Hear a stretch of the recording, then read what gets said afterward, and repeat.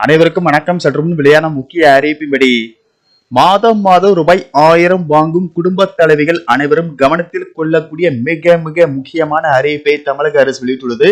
இதை பத்தி விரிவாக தெரிஞ்சுக்கணும்னா இந்த வீடியோவை கடைசி வரைக்கும் ஸ்கிப் பண்ணாம பாருங்க. வீடியோக்குள்ள போறதுக்கு முன்னாடி இந்த வீடியோக்கு ஒரு லைக் பட்டனை பிரஸ் பண்ணிக்கோங்க. இப்பதான் நம்ம சேனலுக்கு ஃபர்ஸ்ட் டைம் வரீங்கன்னா சப்ஸ்கிரைப் பட்டனை பிரஸ் பண்ணிக்கோங்க. கூடவே பெல் ஐகான் பட்டனையும் பிரஸ் பண்ணிக்கோங்க. வாங்க வீடியோக்குள்ள போகலாம். நாட்டிற்கே முன்னோடியாக மகளிர் உரிமை தொகை திட்டத்தை தமிழ்நாடு அரசு செயல்படுத்தி வருகிறது. தகுதியுள்ள குடும்ப தலைவிகளுக்கு மாதந்தோறும் 1000 ரூபாய் அவர்களின் வங்கி கணக்கில் வரவு வைக்கப்பட்டு வருகிறது. இந்த திட்டத்தில் தகுதியற்றவர்களும் மாதந்தோறும் 1000 ரூபாய் பெறுவதாக புகார்கள் எழுந்த வண்ணம் உள்ளன. இந்த நிலையில் கலைஞர் மகளிர் உரிமை தொகை திட்டத்தில் இருந்து சுமார் 1,27,000 பயனாளிகளின் பெயர்கள் நீக்கப்பட்டுள்ளதாக தகவல் வெளியாகியுள்ளது. தகவல் அறியும் உரிமை சட்டத்தின் கீழ் கேட்கப்பட்ட கேள்வி ஒன்றுக்கு அளித்த பதிலில் இந்த தகவல் வெளியாகியுள்ளது. அதில் கலைஞர் மகளிர் உரிமை தொகை திட்ட பயனாளிகள் பட்டியல் தொடர்ந்து புதுப்பிக்கப்பட்டு வருகிறது என அரசு தரப்பில் தெரிவிக்கப்பட்டுள்ளது.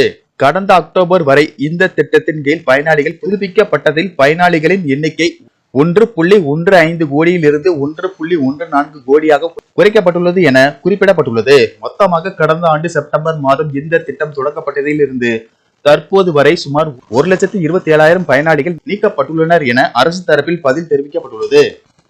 கலைஞர் மகளிர் உரிமை தொகை திட்டத்தை செயல்படுத்தக்கூடிய அதிகாரிகள் ஒவ்வொரு மாதமும் இந்த திட்டத்தில் இருக்கும் பெண்களின் விவரங்களை அவர்களின் ஆதார் எண்ணை பயன்படுத்தி சிவில் பதிவு அமைப்பில் இருக்கும் தரவுகள் மூலம் கண்காணிக்கிறார்கள்.